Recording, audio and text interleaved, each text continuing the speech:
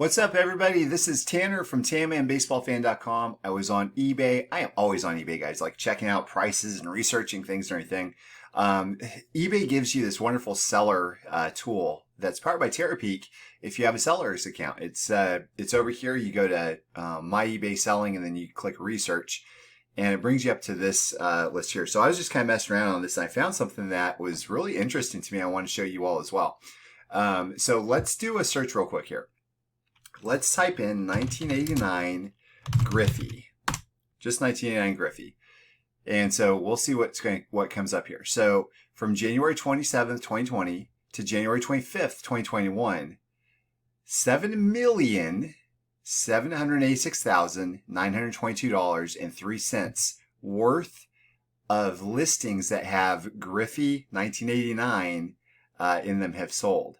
What is going on, guys? Like, what is up with this hobby? This is insanity to me. Now, obviously, this is going to be wildly skewed in one way or another. But, just imagine, just having 89 Griffey in the title, to do this. But so you take a look at this, for instance, 89 Topps Trade Griffey PSA 9. Then you have something like this, the 89 Bowman Baseball Comeback Edition Wax Box. So this is clearly not just an 89 Bowman Griffey, right? So that accounts for, for part of it. And same with this 89 Topps Traded set. But there is a lot of Griffey here. And even this, Topps Project 2020. But you think about this, you keep scrolling and you see the 89 Upper Deck Griffey, Mother's Cookies. All I typed in, guys, was 89 Griffey. That's all. And it comes up with nearly $8 million. Let's type in just Ken Griffey and see what happens. Okay. $15,142,765.68. That's insanity. Like, in the past year, by the way. This is like since January of 2020. So through this pandemic, through this whole thing where everybody's saying, oh, the sky is falling and COVID-19 is going to cause the market to crash and the PSA stuff is, scandal is going to cause the market to crash. Well, I don't think so, guys. I think the hobby is going super, super, super strong. And it's fun, by the way, just when you just kind of scroll down here and see what there is. And by the way, this is, a lot of this is 89 stuff here, it looks like as well, but also there's going to be some new stuff as well. But let's take a look at something else. Let's go for Jose Canseco, for example. Not going to be nearly as much as Griffey, but look at it, $756,000. So we're looking at $750,000 of just Canseco stuff that sold in the past year. Like, what? I think he probably got paid maybe a tenth of that or something for his first year in baseball.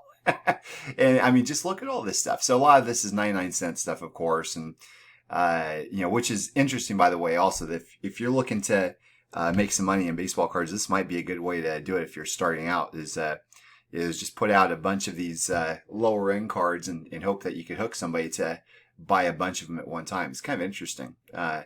You learn a lot whenever you go through this seller's tool just to see what there is. And you're surprised a lot also. So this $86 Canseco rookie lot of 3 for $50. They're raw. Like, what? What is going on here, guys? And so anyways, let's try something else. Let's try Mike Trout. Okay. So in the past year, drum roll, $40,161,115.92. What on earth? $40 million of listings with Mike Trout in the title or description or something. This is crazy. Like, could you imagine? Anyways, and it's just for 1 year. So this whole thing is just bonkers to me. Like, I don't even know what to say about this. I'm kind of laying my eyes on these for the first time as well. So now clearly a lot of this stuff, is newer, obviously, because, well, Trout is not, he's still in the game. He's still playing. There's going to be a lot of different, tribute cards from his 2011 Topps Update, card. There are going to be a lot of newer ones like this, Topps Fire Shattering Stats Gold Minted. I've never seen this card, by the way, but man, that's beautiful. Topps, Panini, they're all doing such a great job with these cards. They're hooking everybody hard. Now let's take a look at something like Babe Ruth, for example. So we have Mike Trout at $40 million.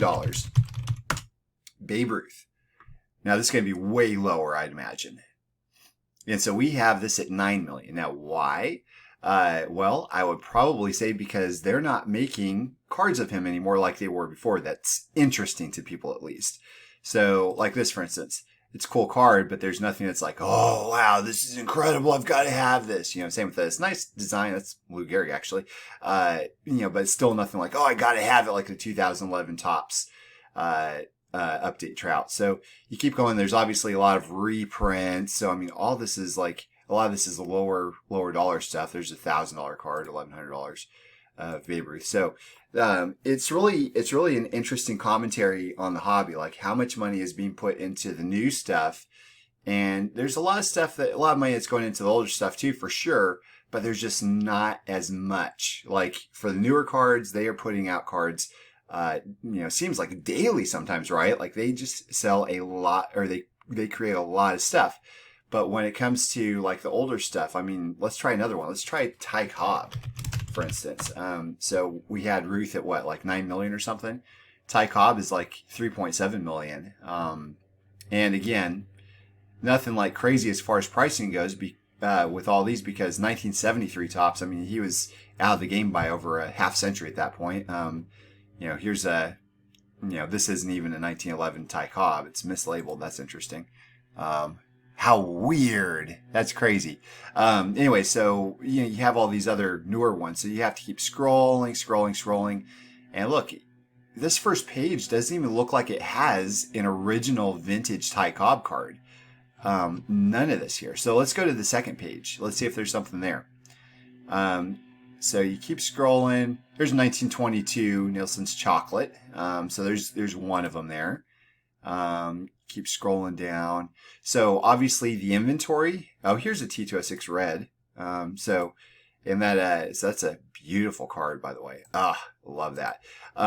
Anyway, so you keep scrolling down, and like we went through 2 pages, and there's like 2 cards that are like original. So let's take a look at this also, by the way. Let's go back to Babe Ruth. First, let's see how many cards have sold here. So 24,000. Let's take a look at Babe Ruth. Reprints and newer cards obviously are selling too. So 95,720 total sold of Babe Ruth. Let's take a look at Mike Trout.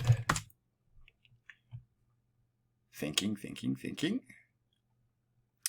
Over 500,000 cards that have, well, at least listings that have Mike Trout in the listing itself. Mind-boggling. Like, I've had about 1 million cards in my garage at one time.